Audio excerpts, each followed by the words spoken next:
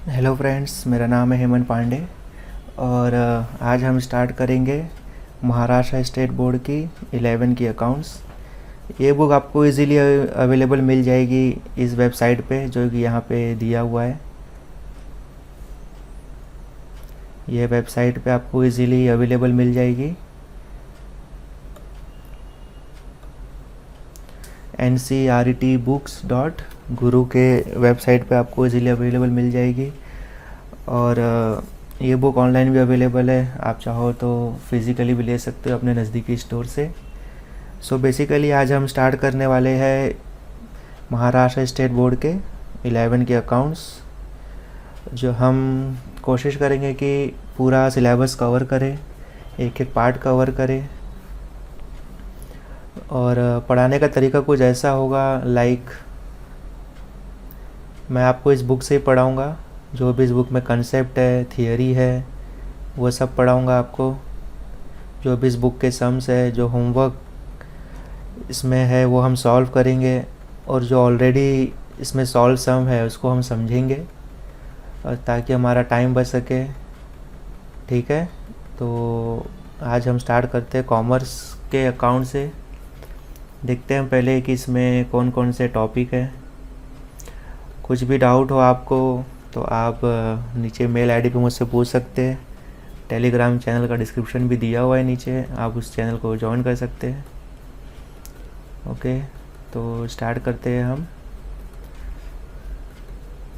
हम जाएंगे chapter wise, जैसे first chapter, second chapter, third chapter, fourth chapter.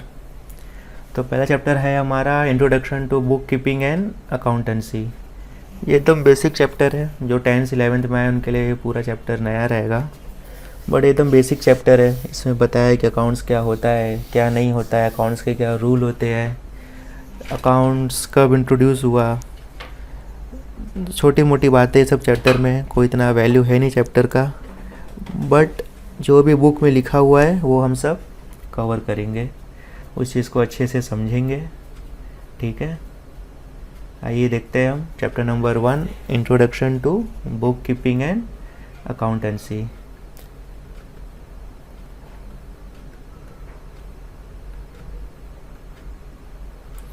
Introduction to book keeping and accountancy. तो ये क्या बोल रहा है, फर्स्ट तो इसने इंट्रोडक्शन दिया हुआ है, राइट। इंट्रोडक्शन में बोल रहा है कि बुक कीपिंग क्या होता है, अकाउंटेंसी क्या होता है। सो बुक कीपिंग क्या होता है, ये बोल रहा है कि book keeping is related with recording of business transaction. Business enterprise and other organisation deals in activities which involve exchange of money और मनी वर्थ। बोल रहा है कि बुक कीपिंग एक बिजनेस ट्रांजैक्शन है, बिजनेस से जुड़ा हुआ ट्रांजैक्शन है, जिसको हम रिकॉर्ड कर सकते हैं। जो भी बिजनेस के ट्रांजैक्शन होते हैं, जैसे कि क्या ट्रांजैक्शन हो सकते हैं बिजनेस के, मेनली तो कितना पैसा आया, कितना पैसा गया, ये सबसे बड़ा ट्रांजैक्शन है। पैसा कहाँ आया, पैसा कहाँ गया, वो सेकेंडरी पार्ट है। पैसा बहुत जगह से आ सकता है, जैसे कि हमने इन्वेस्टमेंट किया, किसी से हमने उधारी ली, और पैसा बहुत जगह जा भी सकता है, जैसे कि एडवर्टीज़मेंट के पीछे, कस्टमर के पीछे, गवर्नमेंट के पीछे, राइट। तो ये फर्स्ट पार्ट में यही चीज़ समझाई है बेसिक सी, कि बुक कीपिंग क्या होता है, अकाउंटेंसी क्या होती है, कहाँ से आया ये पैसा, कहाँ से आता है, कहाँ से जाता है। सो ठीक है, इतना इम्पोर्टेंस नहीं है इसका। अब हम आगे बढ़ते हैं। इवोल्यूशन ऑफ अकाउंटिंग, ये भी एक छोटा सा पार्ट है, इवोल्यूशन ऑफ अकाउंटिंग। इसको हम स्किप करेंगे।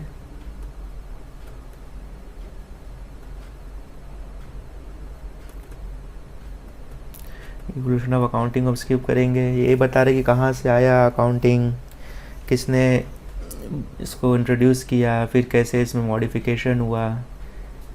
ये अलग अलग डेफिनेशंस है अलग अलग ऑथर के। ओके, तो रॉबर्ट ई भाई साहब क्या बोल रहे हैं, ये बोल रहे हैं कि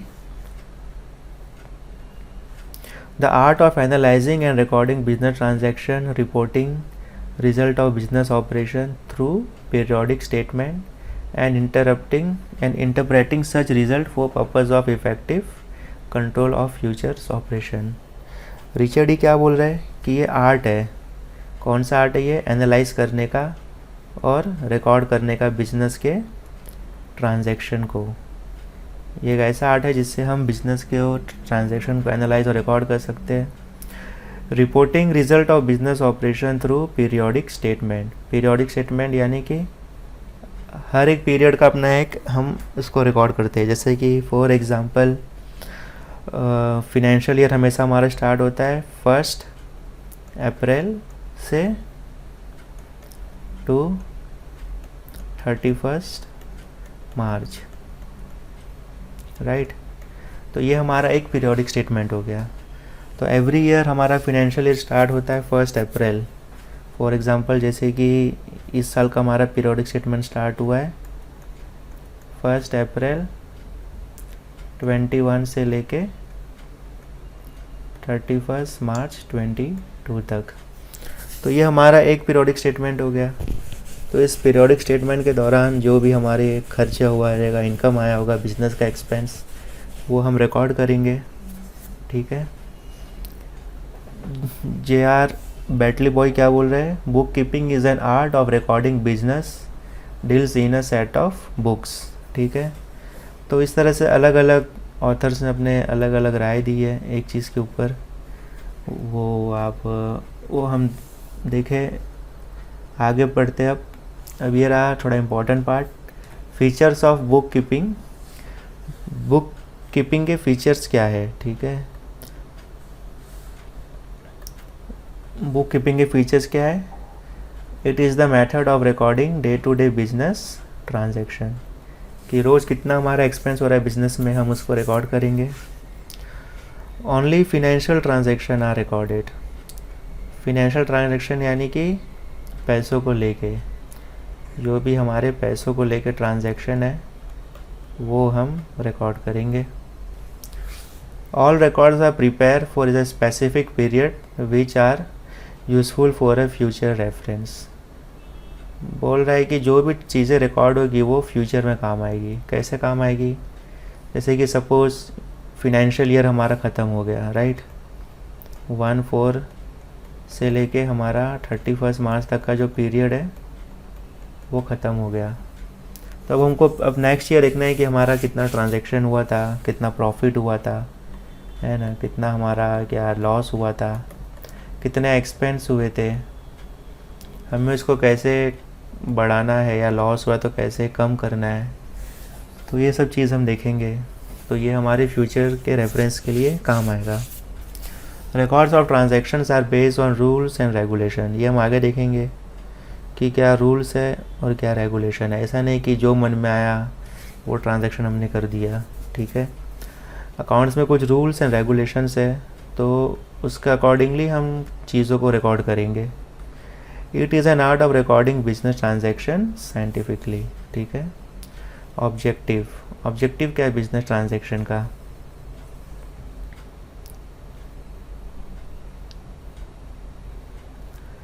क्या ऑब्जेक्टिव है? The main objective is to of book keeping is to keep a complete and accurate record of all financial transaction in a systematic, orderly and logical manner.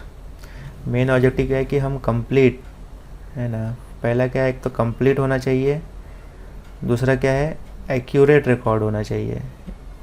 Accurate यानी कि सही, राइट, है ना, राइट रिकॉर्ड होना चाहिए of all financial transaction in a systematic, orderly and logical manner. All the business transaction are to be recorded date wise and account wise. Date wise यानी कि किस दिन वो हुआ, right, and account wise. Account wise का detail हम आगे देखेंगे कि अकाउंट वाइज का एक्चुअल मतलब क्या है।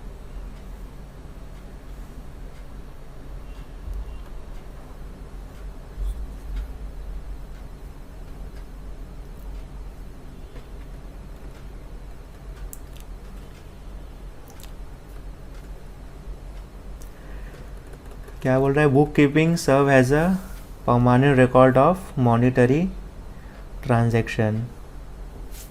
इसको सब मैं थोड़ा इरेज कर देता हूँ, स्क्रीन हमारा गंदा हो गया है। ये बोल रहा है कि book keeping serve as a permanent record of monetary transaction of an enterprise business. It can produce as an evidence whenever and wherever required. बोल रहा है कि एक तरह से एविडेंस है कि जो हमने इसको रिकॉर्ड किया हुआ है वो एक तरह से एविडेंस है कि हमने क्या क्या रिकॉर्ड किया हुआ है, और जब भी इस एविडेंस की ज़रूरत हमें लगेगी हम इसको whenever and wherever रिक्वायर्ड. ठीक है. टू नो द प्रॉफिट और loss of business transaction during the year. जब हम किसी चीज़ के रिकॉर्ड करेंगे तो हमें उससे पता चलेगा कि हमारा प्रॉफिट और लॉस कितना हुआ है during the year. To know the total asset and liabilities of the enterprise. हमारे असेट कितने हैं और लाइबिलिटी. लाइबिलिटी का मतलब होता है हमारा कर्ज.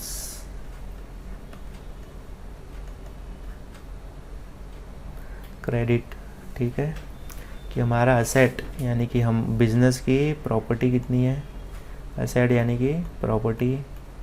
इसका एक बहुत बड़ा डेफिनेशन है जो हम धीरे धीरे सीखेंगे कि प्रॉपर्टी का क्या डेफिनेशन है, क्या इंक्लूड होता है ना, क्या इसमें इंक्लूड होता है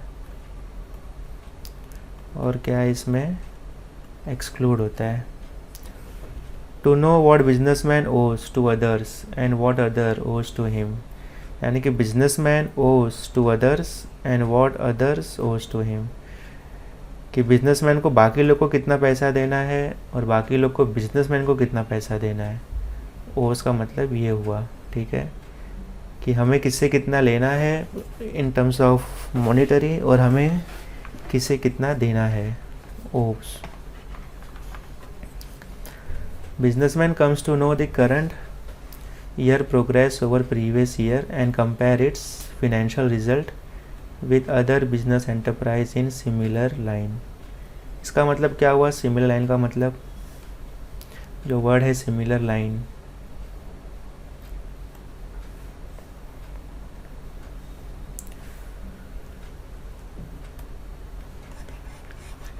सिमिलर लाइन का मतलब हुआ जैसे कि फॉर एग्ज़ाम्पल सपोज़ कोई बिज़नेस है. एग्ज़ाम्पल के तौर पे सपोज़ कोई बिज़नेस है ट्रांसपोर्ट का. ठीक है. उसका नाम है सपोज़ ABC एंड दूसरा बिज़नेस है वो भी सेम है, ट्रांसपोर्ट का ही बिज़नेस है. उसका नाम है XYZ. तो दो बिजनेस है, ट्रांसपोर्ट ABC, ट्रांसपोर्ट XYZ. ठीक है.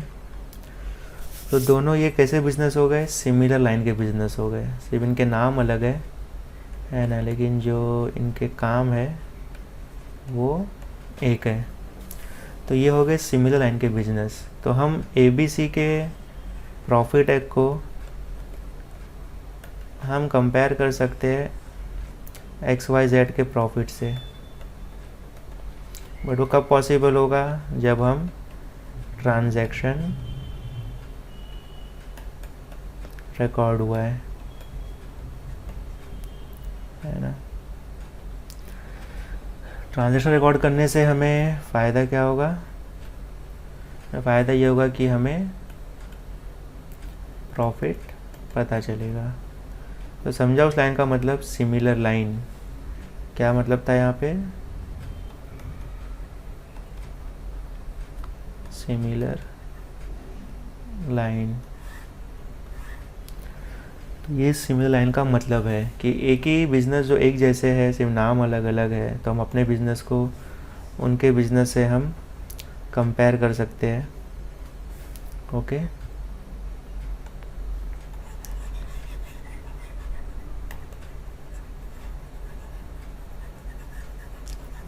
तो हम आगे बढ़ते हैं. आगे क्या है इम्पोर्टेंस ऑफ बुक कीपिंग. कि बुक कीपिंग का इम्पोर्टेंस क्या है.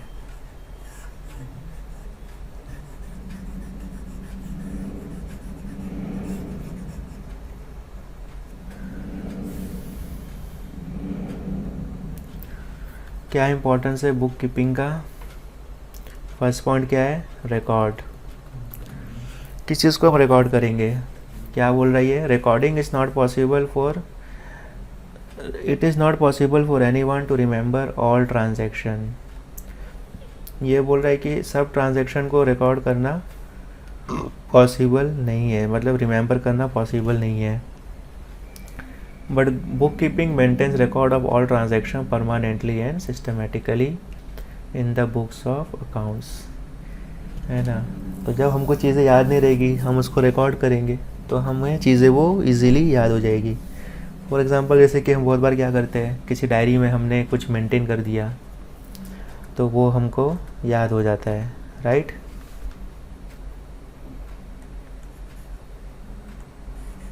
है ना, हम डायरी मेंटेन करते हैं रिकॉर्ड करने के लिए हमारी चीज़ों को।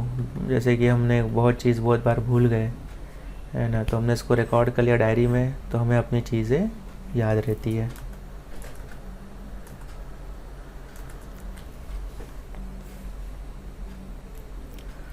दूसरा क्या बोल रही है?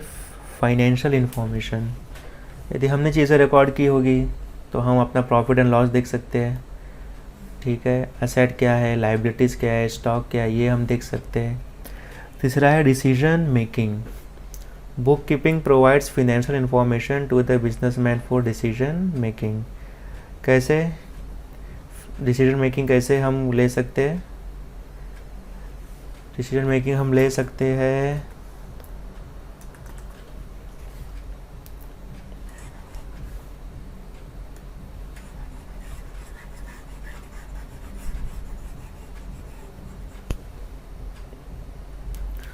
क्या बोल रही है? डिसीजन मेकिंग ये हम कैसे ले सकते हैं? ये हम ले सकते हैं हमारे प्रॉफिट को देखते हुए, हमारे लॉस को देखते हुए, कि हमें बिजनेस में क्या चेंज लाना है, इन दोनों को देखते हुए, ठीक है। हमारे एक्सपेंस को देखते हुए, जब हम कोई चीज़ रिकॉर्ड करेंगे हम इसको क्या करेंगे, इन दोनों चीज़ों को हम करेंगे एनालाइज, है ना। हम एनालाइज करेंगे, एनालाइज करने के बाद हमें प्रॉफिट किस तरह से बढ़ाना है, या लॉस है तो कब हमें इसको कम करना है, वो चेंज कैसे पॉसिबल है? वो चेंज पॉसिबल है एनालाइज करके, ठीक है। तो इस तरह से वो हमें हेल्प करता है डिसीजन मेकिंग में।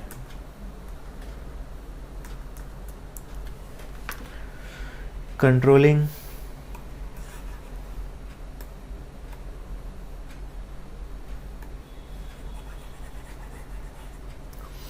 bookkeeping enables the executive of the business to control the activities of business, ठीक है। Evidence, businessman needs financial evidence to produce in the court of law in case of any dispute। क्या बोल रहा है कि कभी कभी होता है कि कोई केस कोर्ट में जाता है, ठीक है, किसी भी बिजनेस का। फॉर एग्ज़ाम्पल हम ले एग्ज़ाम्पल के तौर पे इट्स लाइक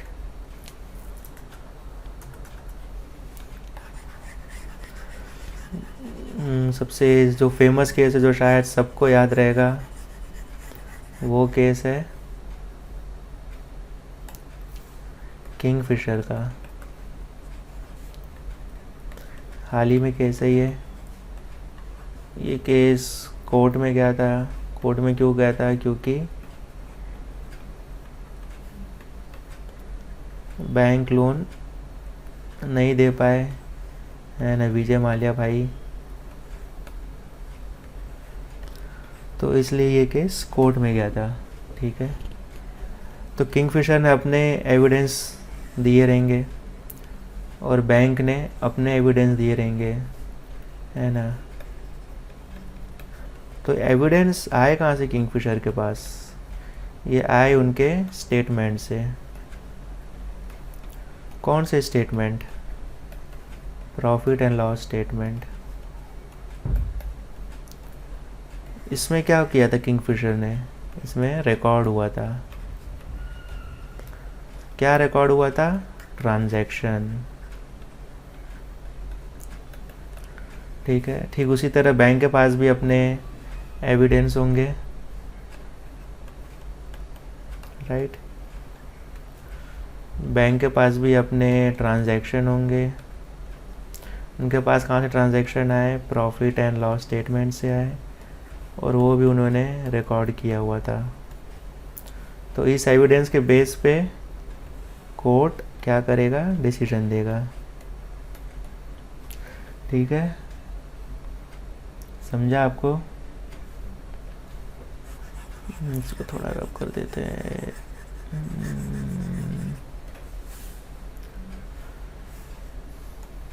तो ये वही पॉइंट समझा रहा है कि, एक मिनट इसको थोड़ा रब कर देते हैं।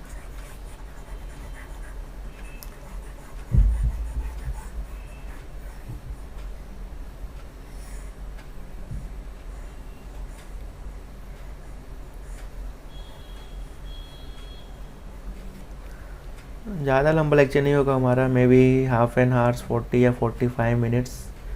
क्या है कि ज़्यादा लंबा लेक्चर रखने से भी बच्चे बोर हो जाएंगे। ठीक है, एविडेंस हो गया, tax liability. Book keeping is useful to find out a tax liability. ठीक है, कि हमें कितना टैक्स भरना है, इनकम टैक्स, प्रॉपर्टी टैक्स या जीएसटी। जीएसटी अभी आया, इसके पहले क्या हुआ करता था, इसके पहले हुआ करता था सेल्स टैक्स, वैट और सर्विस टैक्स। कब? बिफोर 2017। इसके बाद इनकी जगह ले ली जीएसटी ने। ओके, तो हम आगे बढ़ते हैं। Utility of book keeping same चीज़ है, जैसे कि यहाँ पे रिपीट हो रही है कि पहले तो बोल रहा है कि इम्पोर्टेंस क्या है, फिर फीचर्स क्या है, यूटिलिटी क्या है, तो घुमा फिरा के चीज़ बोल रहा है। यूटिलिटी यानी कि यूज़ क्या है बुक कीपिंग का। आपको बाकी के आंसर सब रट्टा मारना पड़ेगा, जैसे कि एग्ज़ाम में आ सकता है ये। ओके, तो रट्टा मारना आपका काम है और समझाना मेरा काम है। Utility of book keeping. अब बुक कीपिंग किसको किसको काम आएगा? एक तो बुक कीपिंग काम आएगा ओनर को, जो बिज़नेस का ओनर है।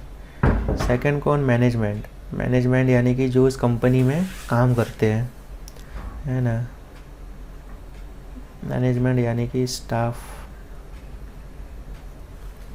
थर्ड इन्वेस्टर, जिन्होंने उस कंपनी में पैसा लगाया है, इन्वेस्टर,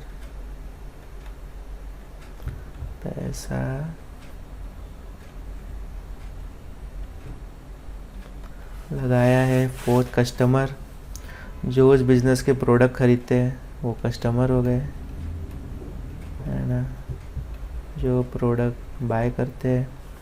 फिफ्थ हो गई गवर्नमेंट। गवर्नमेंट को बिजनेस से भी पैसे आते हैं, जैसे कि एक बिज़नेस के पीछे गवर्नमेंट को टैक्स कलेक्शन होता है। टैक्स कलेक्शन यानी कि जीएसटी हो गया,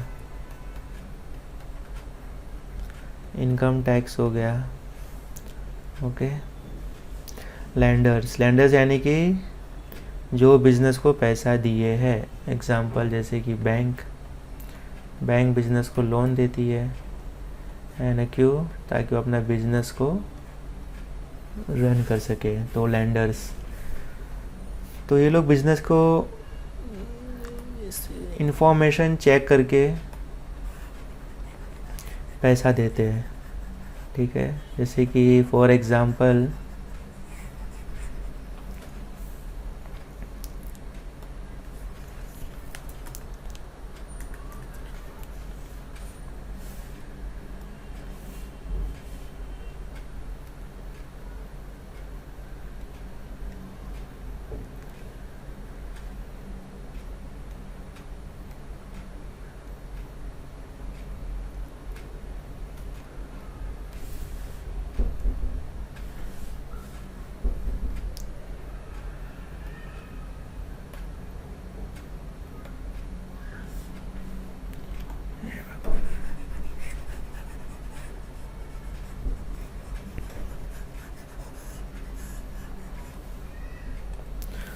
जैसे कि फॉर एग्ज़ाम्पल कोई भी बैंक है, ठीक है,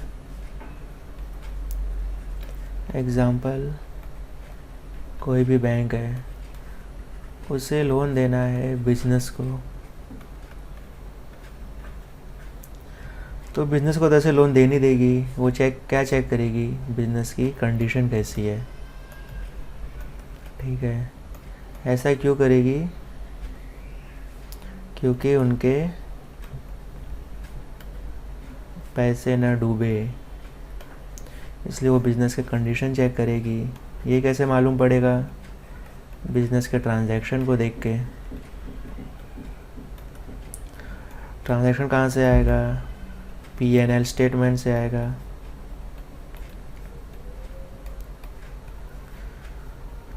P&L स्टेटमेंट से आएगा, उसमें क्या रहेगा, उसमें रिकॉर्ड रहेगा, है ना।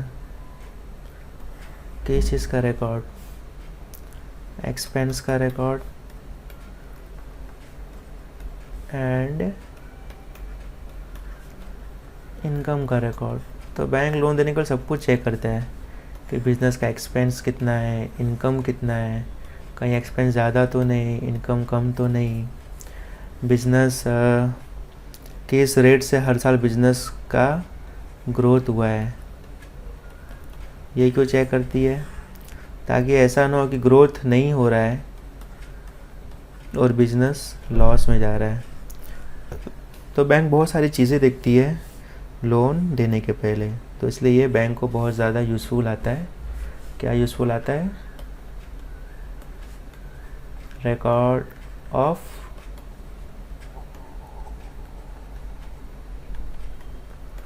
Transaction, okay.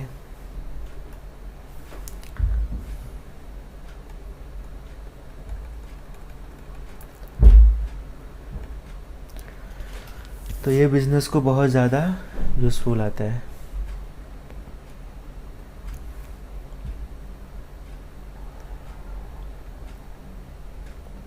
ठीक है, development, business enterprise can achieve the business growth with the help of accounting. ठीक है, सिंपल सा पॉइंट है ये। अब यहाँ पे difference between book keeping and accountancy.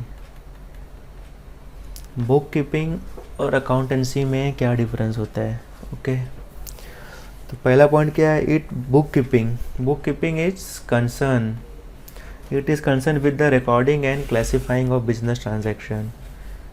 और अकाउंटेंसी क्या होता है, it is related with the recording, classifying, summarising, analysing and interpreting the financial data. Book keeping बस रिकॉर्ड करता है और क्लासिफाई कर सकता है बिजनेस के ट्रांजैक्शन को। क्लासिफाई यानी कि किस नेचर का ट्रांजैक्शन है,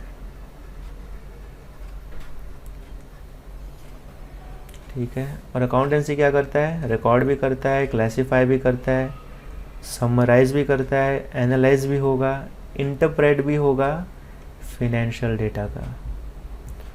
तो अकाउंटेंसी का स्कोप क्या है, ज़्यादा है as compare to book keeping, okay. Stage, book keeping is the primary stage in accounting, it is base for accounting, ये बेस अकाउंटिंग का। अपार्ट, और अकाउंटेंसी क्या है, apart from the primary stage it include secondary stage. Primary stage क्या है, primary stage है recording और classifying, ये कौन सा स्टेज है, प्राइमरी। और सेकेंडरी स्टेज क्या है, ये जो भी चीज़ें हैं ये सब की सब सेकेंडरी स्टेज है, यानी कि वन स्टेप अहेड, ठीक है। The objective of book keeping is to keep the records of all financial transaction in proper and systematic manner. इसका मेन ऑब्जेक्टिव क्या है कि हम ट्रांजैक्शन को रिकॉर्ड करें,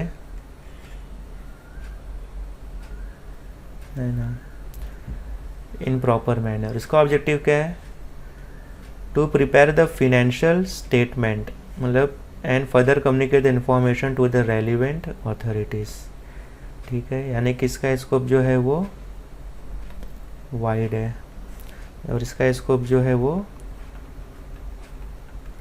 नहरो है। क्या बोला था, objective of book keeping is to keep the records of all financial transaction in proper and systematic manner. जो भी हमारे ट्रांजेक्शन है उसको बस हम रिकॉर्ड करें और प्रॉपर और सिस्टमेटिक मैनर में रखें। बट इसका ऑब्जेक्टिव क्या है कि रिकॉर्ड करने के अलावा हम उसको फर्दर कम्युनिकेट कर सके रेलिवेंट अथॉरिटीज़ जैसे कि हमने अभी ऊपर वाले आंसर में पढ़ा था। कौन कौन थे हमारे रेलिवेंट अथॉरिटीज़? हमारे रेलिवेंट अथॉरिटीज़ थे बिजनेस के ओनर, है ना, investor, government, customer, lander etcetera. तो ये हमारे रेलिवेंट अथॉरिटीज़ है जो कि हमने ऊपर वाले आंसर में पढ़ा था, राइट। ताकि हम उनको कम्युनिकेट कर सके अलग अलग पर्पस के लिए।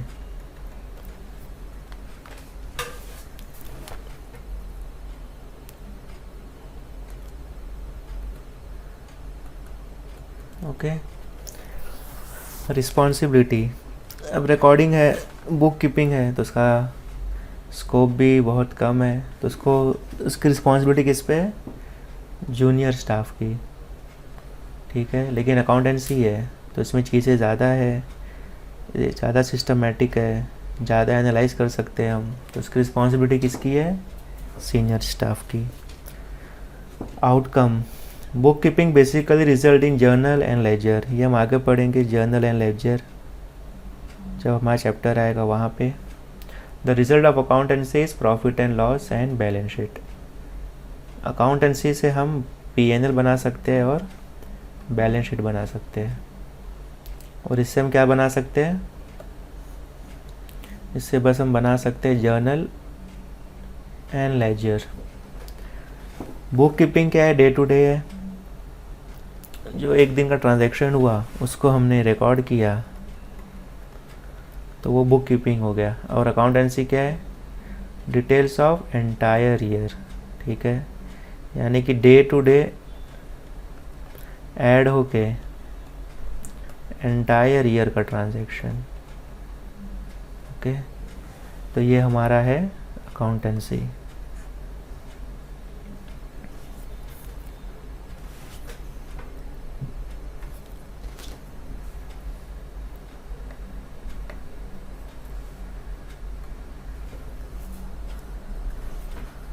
आगे बढ़ते हैं।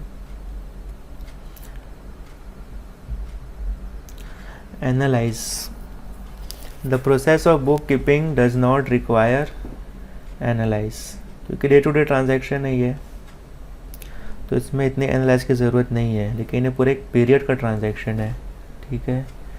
Accounts use book keeping information to analyse and interpret the data and then compiles it into report, है ना। कैसे ये यूज़ करेगा बुक कीपिंग को? Day to day transaction add होके ईयर बनेगा, और ये ईयर क्या है? ये ईयर है अकाउंटेंसी, है ना। यानी कि बुक कीपिंग जो है ये क्या है? ये बेस है अकाउंटेंसी का, ओके।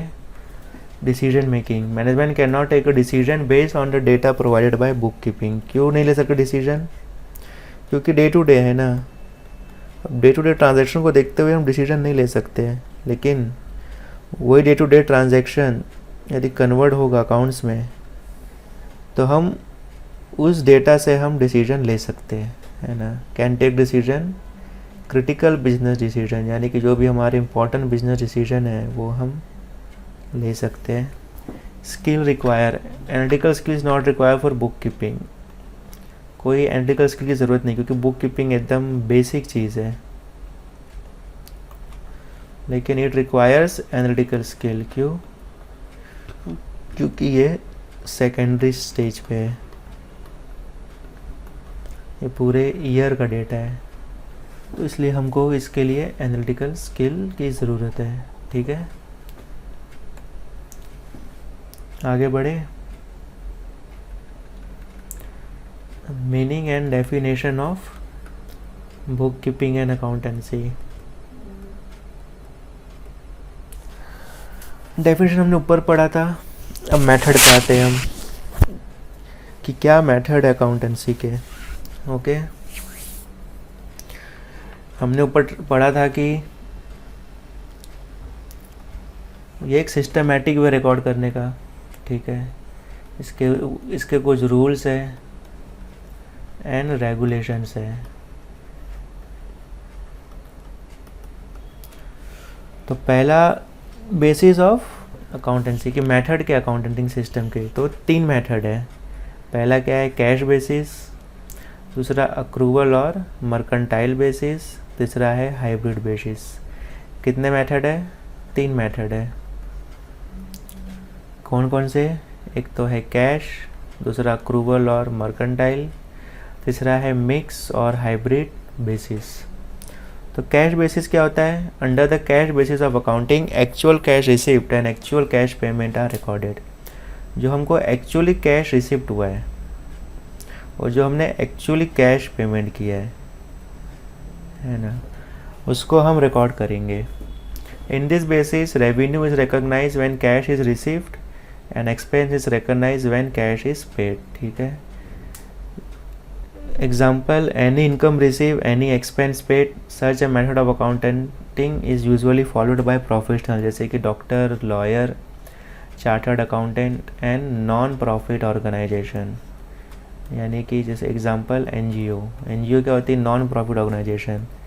एनजीओ को प्रॉफिट से मतलब नहीं होता, क्योंकि वो सोशल कॉज के लिए रहते हैं। ठीक है, तो जो हमें एक्चुअल कैश रिसीव्ड हुआ है और जो हमने एक्चुअल कैश पेमेंट किया है, उसको हम कौन सा मेथड बोलेंगे? Cash basis method. ठीक है, जो एक्चुअल कैश रिसीव्ड हुआ है और जो एक्चुअल कैश पेमेंट किया है, उसको हम बोलेंगे कैश बेसिस मेथड। जैसे हमें कोई भी इनकम रिसीव्ड हुई है, जो हमें एक्चुअली रिसीव्ड हुई है, फॉर एग्जांपल सेकंड, जैसे कि हमने कोई भी एक्सपेंस पेड किया है जो कि कैश में गया है, तो वो आएगा कैश बेसिस में, है ना। जो भी हमें इनकम रिसीव्ड हुई है और जो भी हमने एक्चुअल कैश पेमेंट किया है, वो आएगा कैश बेसिस में।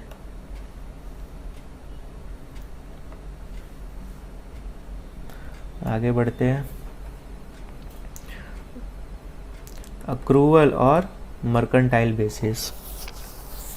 मोस्ट ऑफ अकाउंटेंसी इसी चीज़ पे बेस्ड है, अक्रूवल और मर्केंटाइल बेसिस पे।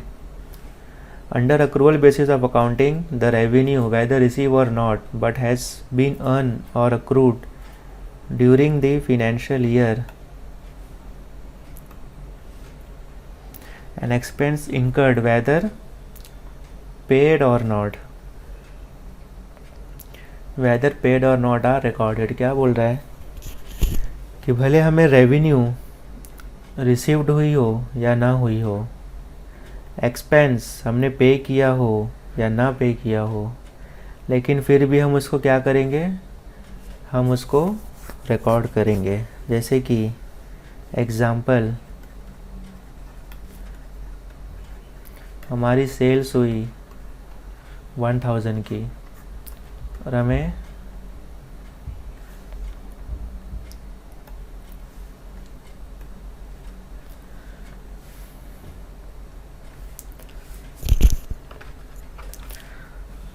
ये हमारी सेल्स हुई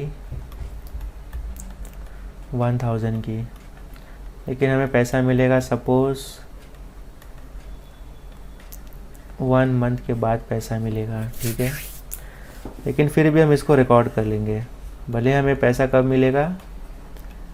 1 महीने के बाद, लेकिन फिर भी ये रिकॉर्ड हो जाएगा अंडर अक्रूवल बेसिस।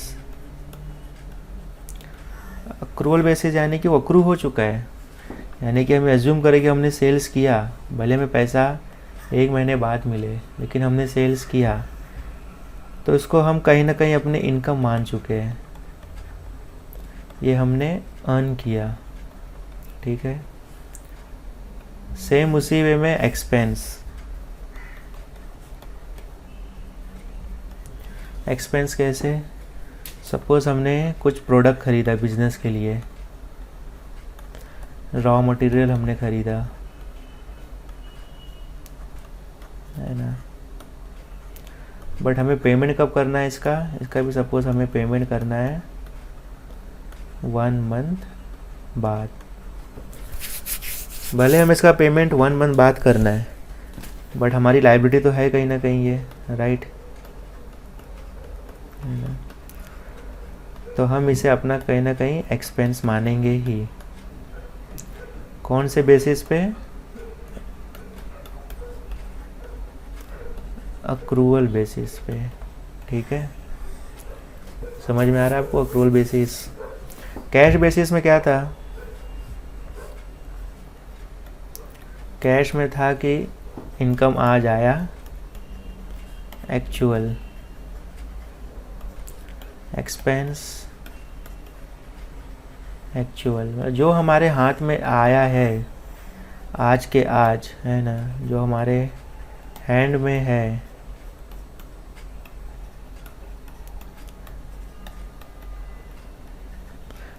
उसको हम मानते थे हमारा इनकम और हमारा एक्सपेंस, ठीक है। लेकिन अक्रूवल में ऐसा नहीं है। अक्रूवल में क्या था कि सेल्स आज हुआ है और पैसे मिलेंगे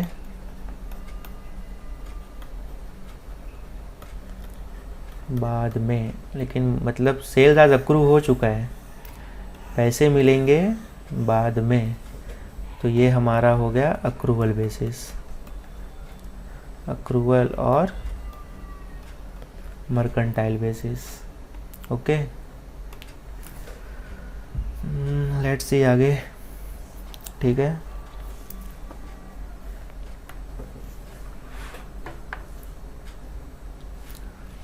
Revenue and assets are generally recorded on cash basis, whereas expense are recorded on accrual basis. These laws in India prohibit the use of this method. क्या बोल रहा है कि इंडिया में ये लॉ प्रोहिबिट है, सॉरी रॉन्ग हो गया। In other words, revenue is recognized when it is earned or accrued, and expense are recognized when these are incurred, है ना। इनकर्ड यानी कि जब वो घटना हो गई, यानी कि जब वो इंसिडेंट हुआ,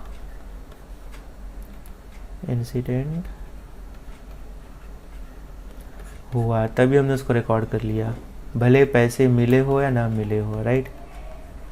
पैसे मिले और नहीं मिले उससे मतलब नहीं है, लेकिन इनकर्ड हो गया तो हमने उसको रिकॉर्ड कर लिया, ठीक है। Any income earn whether receive और नॉट, ठीक है। अर्न कब होता है, जब हमारी सेल्स हुई, तब हम ये मान के चलते कि अर्न हुआ है। रिसीव कब होगा, सेल्स, जैसे कि फॉर एग्जांपल सेल्स होते हैं, हमें रिसीव नहीं होता, हमें नॉर्मल बिजनेस में हमें 1 महीने बाद रिसीव होता है इनकम, या 2 महीने बाद होता है, लेकिन हमने उसको रिकॉर्ड कर लिया जब वो अर्न हो गया, यानी कि जब हमारा सेल्स हो गया। ठीक उसी तरह एक्सपेंस का भी है कि जब वो एक्सपेंस इनकर्ड हो गया, वेदर पेड और नॉट, भले हमने उसको पे किया हो या ना पे किया हो, ठीक है। इस दूसरे एग्जांपल के तौर पे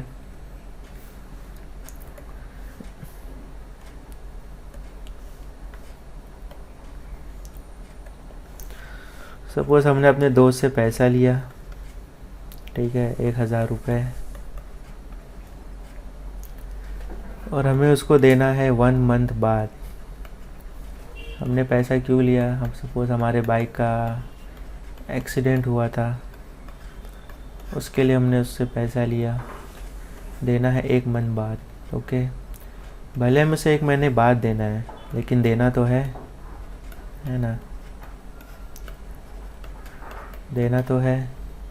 तो ये क्या हो गया, ये हमारा अक्रूड हो गया। एक तरह से लोन भी कह सकते हैं हम इसको, बट ठीक है, एग्जांपल के तौर पे, एक बेसिक एग्जांपल, ये हमारा अक्रूड हो गया, ओके। दूसरा एग्जांपल दे सकते हैं, जैसे कि इसी से जुड़ता मिलता क्रेडिट कार्ड का। क्रेडिट कार्ड हम आज यूज़ करते हैं और पे कब करते हैं, 1 मंथ बाद। लेकिन जब हमने उसको यूज़ किया तो उसी दिनों क्या हो जाता है, वो अक्रूड या इनकर्ड हो जाता है। ये हमारा एक्सपेंस इनकर्ड हो जाता है, तो ये हमारी कहीं ना कहीं लाइबिलिटी बन जाती है। अब पे करे या ना करे वो बात की बात है, बट लाइबिलिटी तो हमारी बन जाती है। ठीक है।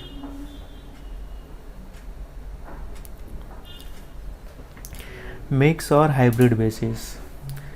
मिक्स और हाइब्रिड बेसिस यानी कि ये दोनों का कंबाइन है। कौन से दोनों का, कैश एंड अक्रूवल बेसिस का कंबाइन है ये। ठीक है, मिक्स और हाइब्रिड बेसिस।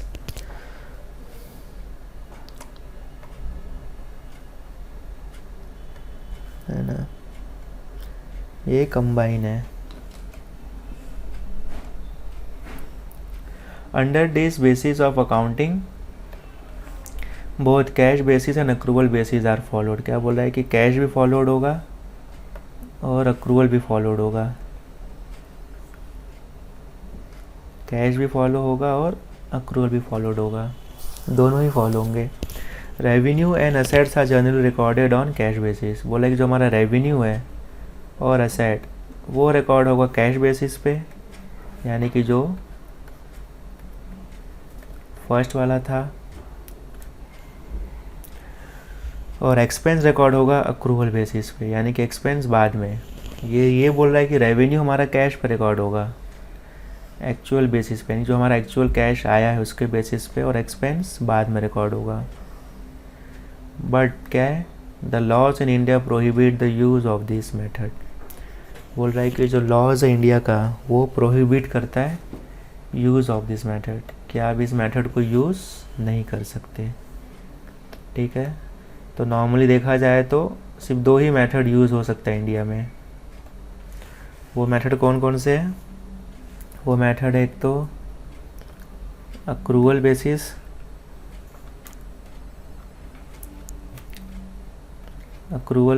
और दूसरा कैश बेसिस। तो 2 ही मेथड इंडिया में यूज़ कर सकते हैं, एक अक्रूवल है, दूसरा कैश। ये वाला मेथड यूज़ नहीं हो सकता। ओके, क्योंकि ये दोनों का मिक्स है, किसका, कैश एंड अक्रूवल का।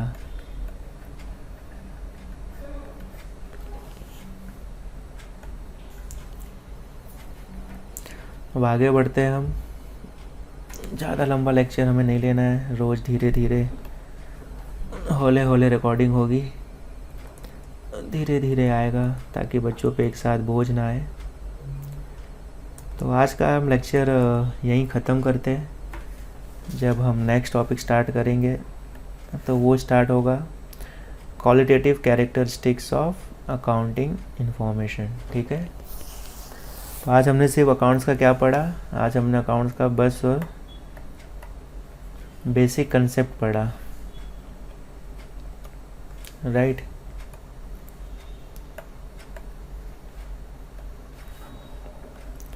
आज हमने अकाउंट का बेसिक कंसेप्ट पढ़ा, डिफरेंस पढ़े हमने, है ना, किसमें, बुक कीपिंग एंड अकाउंटेंसी में डिफरेंस। ठीक है, फीचर्स पढ़ा हमने,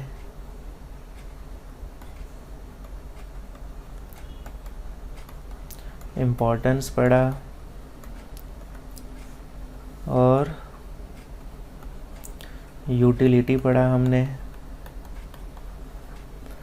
ठीक है, ये चीज़ें पढ़ी, और सबसे इम्पोर्टेंट मेथड, कि कितने तरह के मेथड है।